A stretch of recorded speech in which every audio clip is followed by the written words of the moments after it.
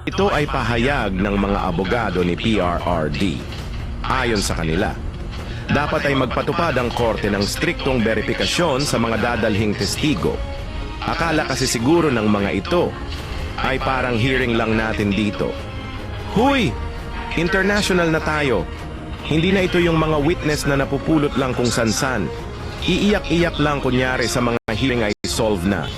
Dito kapag nagkakamali kayo at yung mga witness na gaya nung alam nyo na, peking witness, malalagot talaga kayo. Akala nyo ba ganun lang ang international court?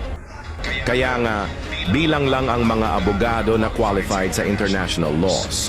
Total, ginusto nyo naman yan na international ang gagawa ng hearing. Hala sige, sana hindi kayo mapahiya, buong mundo pa naman ang nakatingin sa inyo. Kaya pala, nag-react kayo. Kung totoong mga witness naman pala mga yan, bakit kayo matatakot? Tandaan nyo, hindi pwede dyan yung mala artistang iyakan ng mga budol na witnesses.